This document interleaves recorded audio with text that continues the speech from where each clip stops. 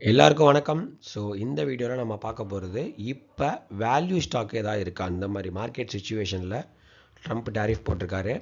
So நிறைய பிரச்சனைகள் global macro problems போயிட்டுருக்கு. இந்த மாதிரி டைமில் ஏதாவது வேல்யூ ஸ்டாக் இருக்கா அப்படின்னு பார்த்தோம். ஸோ ஒரு வேல்யூ ஸ்டாக் இருக்குது, நான் அதை ரீசெண்டாக பை பண்ணியிருக்கேன். ஸோ அதை பற்றின வீடியோ தான் இது.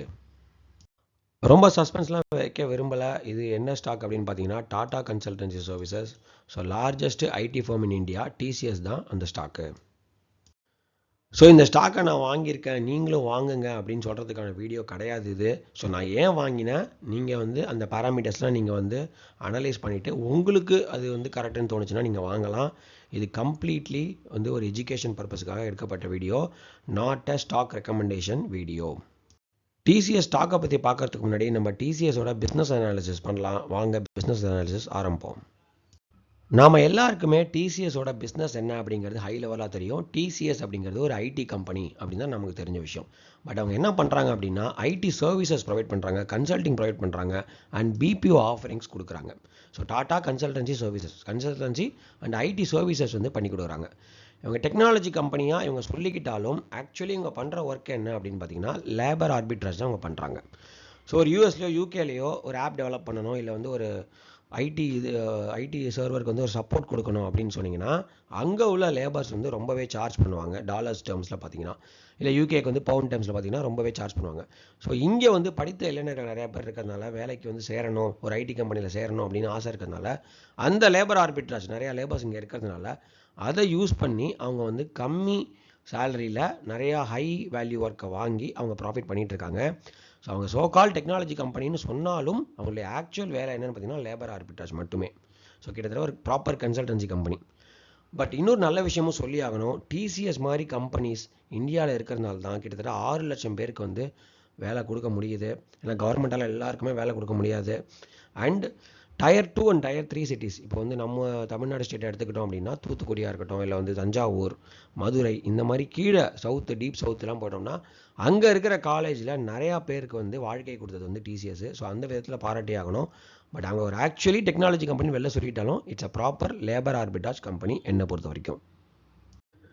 அவங்க என்னென்ன மாதிரி கிளைண்ட்ஸுக்கு ஆஃபரிங்ஸ் கொடுக்குறாங்கன்னு பார்த்தீங்கன்னா banking, financial services and retail, consumer package goods, telecom, media, health care, manufacturing, energy and utilities, even Indian government and foreign governments கூட அவங்க வந்து நிறையா ஆஃபரிங்ஸ் கொடுக்குறாங்க. ஏன்னா கிட்டத்தட்ட 6 lakhs எம்ப்ளாயீஸ் வந்து அவங்கக்கிட்ட வேலைக்கு இருக்காங்க.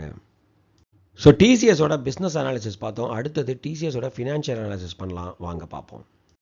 ஸோ ரீசெண்டாக டிசிஎஸோட ரிசல்ட்ஸ் வந்துச்சு, ஆனால் இதை தான் நம்ம பார்க்கணும். இப்போ தான் அது ரீசெண்டாக வந்த result Q1 for financial year 2026. So பார்த்தீங்கன்னா போன குவார்ட்டருக்கும் இந்த குவார்ட்டருக்கும் ரெவென்யூ குறைஞ்சிருக்கு. ஆனால் போன இயருக்கும் அது Q1 போன FY25க்கும் FY26க்கும் கொஞ்சம் மைல்டாக ரெவென்யூ இன்க்ரீஸ் இருக்குது. அதே மாதிரி நெட் இன்கம் தான் முக்கியமாக பார்ப்போம். நெட் இன்கமும் பார்த்தீங்கன்னா ஆக்சுவலி இது வந்து இன்க்ரீஸ் ஆகிருக்கு, போன வருஷத்துக்கும் இது வந்து இன்க்ரீஸ் ஆகிருக்கு. ஸோ ரெவென்யூ வந்து பார்த்தீங்கன்னா போன குவார்ட்டரோட இந்த குவார்ட்டர் கம்மியாக இருக்குது, பட் வந்து ப்ராஃபிட் வந்து இன்க்ரீஸ் ஆகிருக்கு. எனக்கு டிசிஎஸ்ட்டை பிடிச்ச ஃபினான்ஷியலி 2 விஷயம் பார்த்தீங்கன்னா 2 பேராமீட்டர்ஸ் நான் சொல்லுவேன். ROCE, return of capital employed அப்படிம்பாங்க.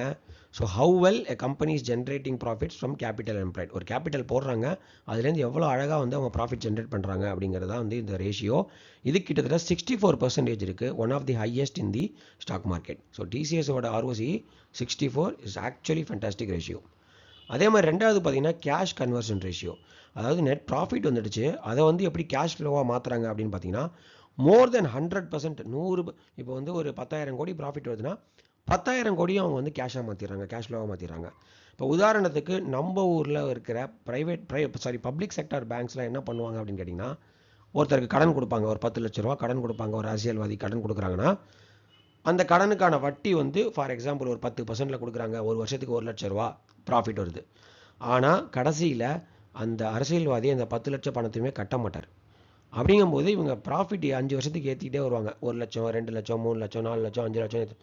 பட் ஃபைனலி அந்த முதலுக்கே மோசமாயிடும். அந்த மாதிரி இல்லாமல் எவ்வளோ ப்ராஃபிட் வந்துச்சோ அதை அப்படியே கேஷாக கன்வெர்ட் பண்ணுறது தான் டிசிஎஸ் கிட்ட எனக்கு ரொம்ப பிடிச்ச விஷயம்.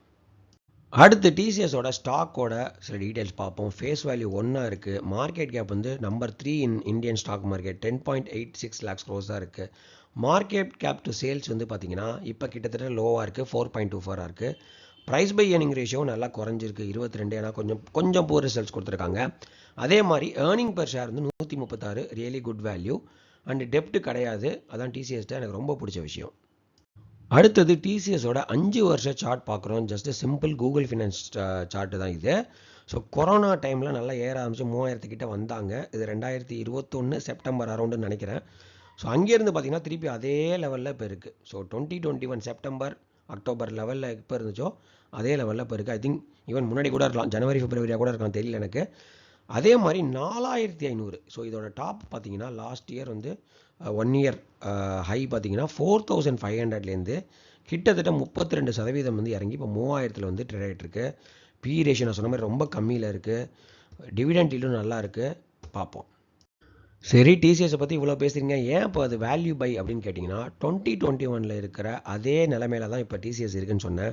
2021 அவங்களோட ரெவென்யூ பார்த்தீங்கன்னா, ரெவென்யூ ஃப்ரம் ஆப்ரேஷன்ஸ் பார்த்தீங்கன்னா 1.64 lakhs crores இருந்திருக்கு. இப்போ வந்து கிட்டத்தட்ட 2.5 லட்சம் கோடிக்கு மேலே போயிருக்கு. அதே மாதிரி ப்ராஃபிட் ஆஃப்டர் டேக்ஸ் தான் அவங்களுக்கு ஆக்சுவலி கேஷாக கன்வெர்ட் ஆகுதுன்னு சொல்லியிருந்தேன். 32,500 கோடி அவங்க வந்து ப்ராஃபிட் பண்ணிருந்தாங்க. இப்போ கிட்டத்தட்ட 50,000 கோடிக்கு வந்து இன்க்ரீஸ் ஆகிட்டாங்க. ஸோ 4 வருஷத்தில் நல்ல க்ரோத் உங்களுக்கு தெரியும். அதே மாதிரி ப்ரைஸ் பை ஏர்னிங் பார்த்தீங்கன்னா இப்போ ஸ்டாக்கோட வேல்யூ குறைஞ்சதுனால கிட்டத்தட்ட 22க்கு வந்து நிற்கிது. அதே மாதிரி இபிஎஸும் பயங்கரமாக ஏறி இருக்குது. 87லேருந்து 136 இருக்குது.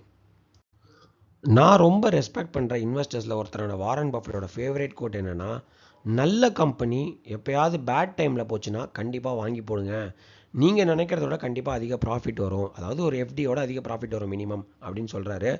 ஸோ ரீசெண்டாக நாம் வந்து 2 வாங்கியிருந்தோம், அதோட வீடியோவும் போட்டிருக்கேன்னா டிஸ்கிரிப்ஷனில் உங்களுக்கு வந்து அட்டாச் பண்ணியிருக்கேன்.